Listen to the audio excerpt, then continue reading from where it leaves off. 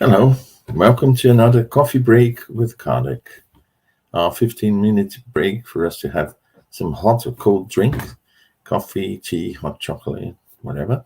And at the same time, use this 15 minutes to learn something from the book Genesis According to Spiritism, this wonderful book. Today we'll be talking about the fluidic creations. We know the importance of the fluids to the spirit world and spirit manifestation, and all the phenomena that we see in the spirit world that explain things in the spirit world, they are of a fluidic origin. We know that we have the universal cosmic fluid, which is the raw material for spiritual fluids and matter alike. The difference is, we could say, in density. So we know that the spiritual fluids, the fluids that create the spiritual environment, they are also one of the states of the universal cosmic fluids. They are very sort of rarefied, subtle, so rarefied and subtle that with our physical organs we can interact with them. So we do it in a different way, which is through our perispirit, which has the same nature as these spiritual fluids. So the raw material for spirits is the universal cosmic fluid in the form of spiritual fluids, as we've mentioned before in another occasion. Each planet has got its own fluidic atmosphere. So in that fluidic atmosphere already have products derived from the universal cosmic fluid, and then the spirits in that environment, they will manipulate this matter to give some properties to these fluids, and the fluidic creations are basically the result of the manipulation of this fluid. But how can spirits manipulate the fluids? Do they use their hands like a chemist in his or her laboratory? Just take the raw materials, the ingredients, the elements, the substances, and they mix them up under certain conditions, and then we have the products we want? No, it works in a different way. So the hands, what the hands are to the chemist, thoughts and willpower are for the spirit. So it's necessary not only to conceive something through our thoughts, but actually impress the fluids with those thoughts. That's why it's important to have a strong will in order to accomplish what we are thinking and then manipulating this fluid. So all these spiritual fluids and whatever happens in terms of manipulation, they are perceived by the spirits. We could say the spirit sight, the spirit's hearing. What the spirit sees, what the spirit hears, is not the same that we do. We see light, which is an electromagnetic wave with a certain frequency, the visible one. We hear sound within a certain range of frequencies from 20 to 20,000 hertz. That's the frequency that we can hear with our ears, and that is actually something that propagates through air, which is sound. But the spirits, they don't hear, they don't see the same way we do. So what is real for them are actually the fluidic products, if we can use that word, in the spiritual environment.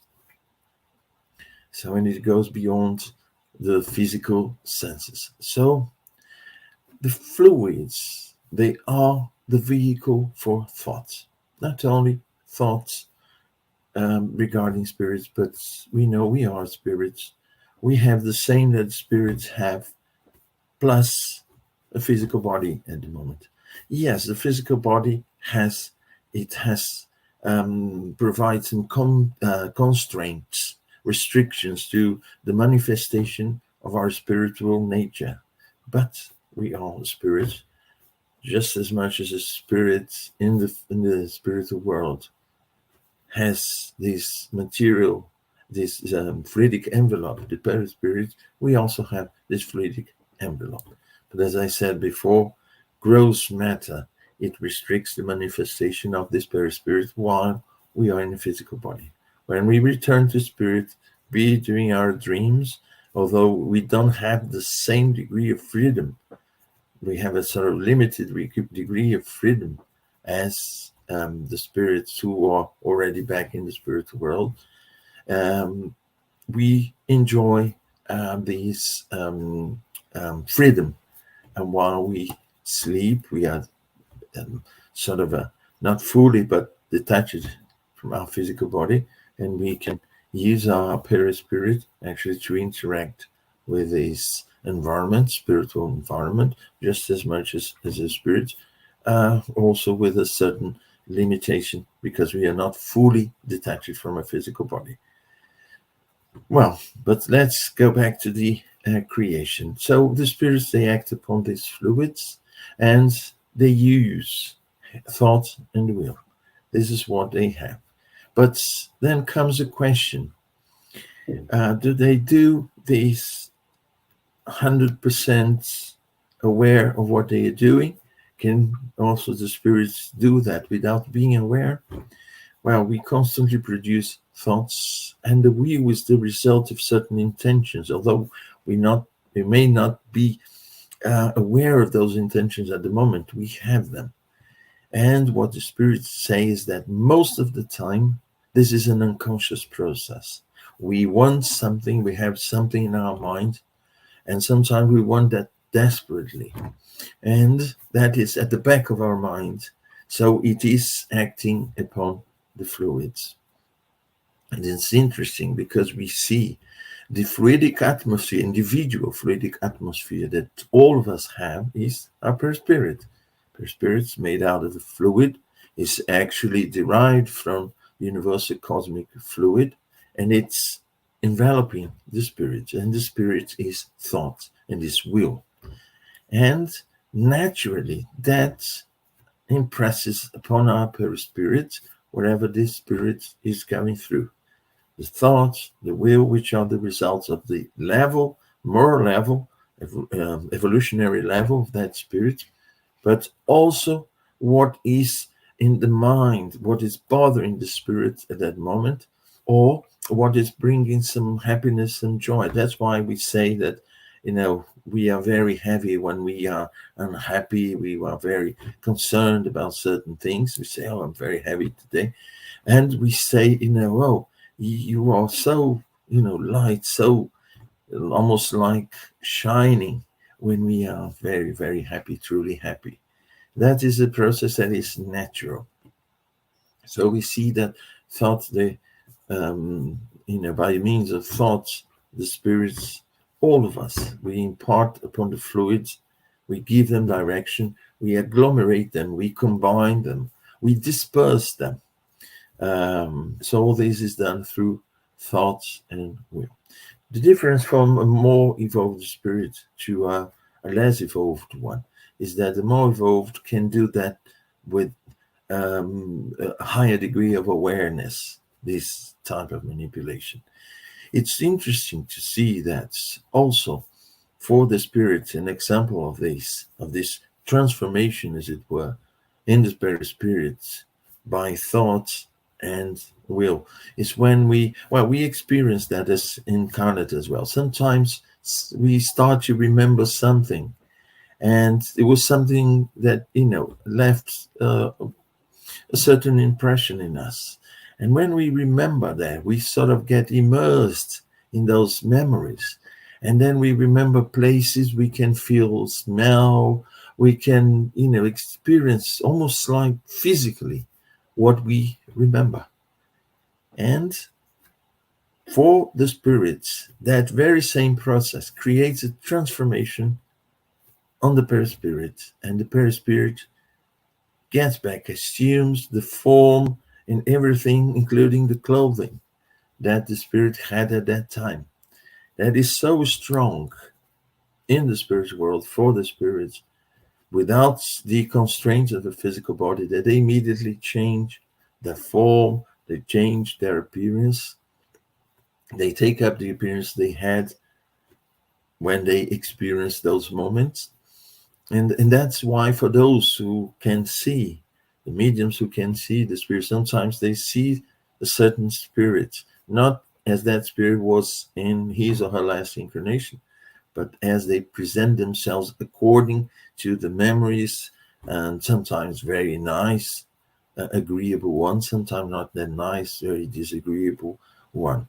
But it's interesting. And as soon as the memory goes, the spirit gets back to the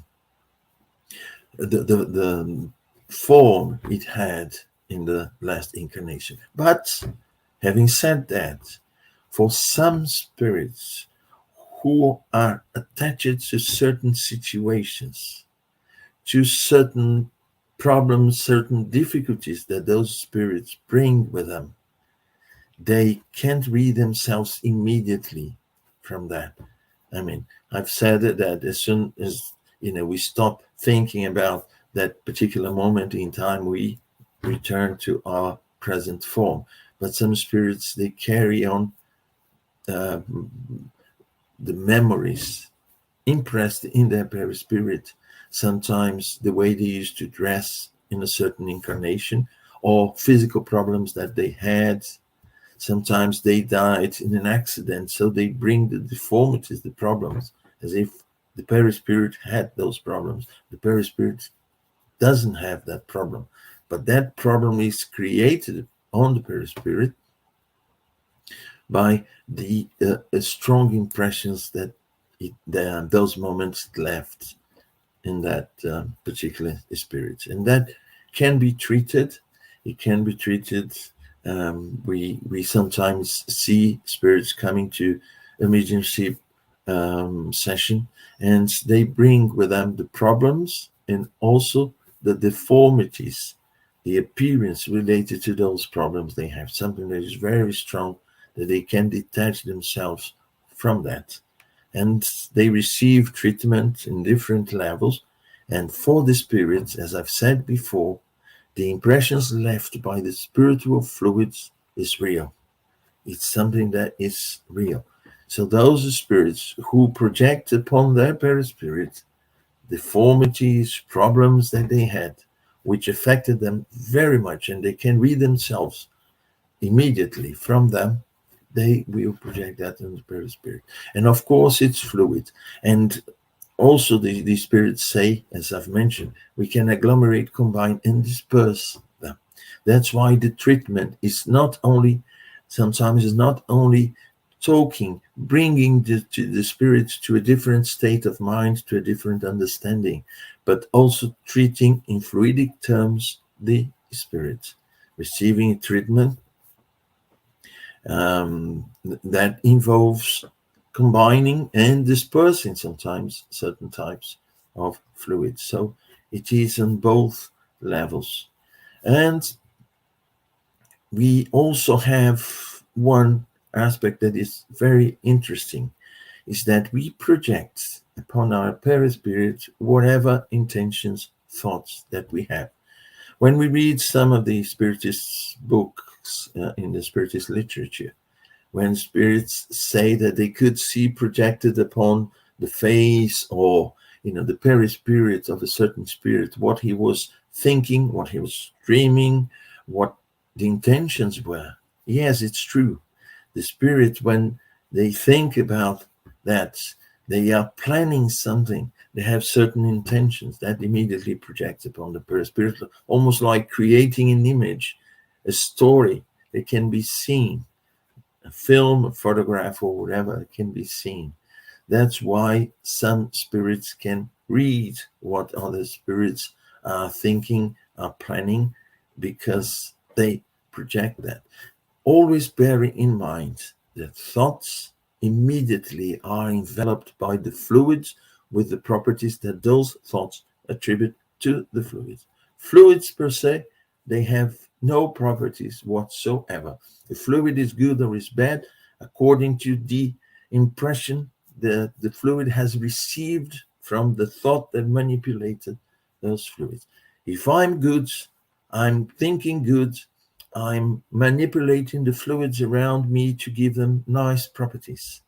If I'm still full of vices, I'm a negative person with a very heavy load, as we say. The fluids around me, the fluids I project, I send to others, they are full of the vices, full of the negative aspects that I, the source of the thoughts, impressed upon those fluids. And this is a way of also communicating. When we go to a place, we don't feel very well in those certain places, or we feel very well the other way. It's also the result of assimilating the fluids that are predominant in that kind of environment. But it's interesting that they said that we can manipulate and we can disperse certain fluids as well. So let's, how do I say, be aware of what we are thinking, what we are feeling. Feelings are as important as thoughts. We could put, when we say thoughts, we can put them all together to see what kind of fluids, what kind of fluidic environment we are creating around ourselves. And there is one law that we find in the physical world that certainly applies to the spiritual world, the law of resonance. If I'm vibrating in the same frequency as something else, we start exchanging energy in the most efficient way. If I'm away from that, I then don't exchange that much or don't exchange at all energy with that. So if we go to a nice place and we are nice people, we just contribute to that situation. But if we are in a different situation, or we can actually either change ourselves to benefit from the fluidic environment where we are, or we can then prevent ourselves from the effects of those negative fluids. This is something that we learn with time.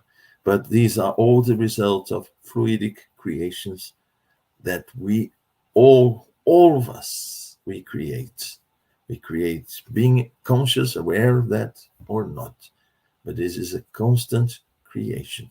So let's be aware of what type of fluidic creations we produce. Okay, thank you very much, and hope to see you in another coffee break with Kardec. Thank you. Bye-bye.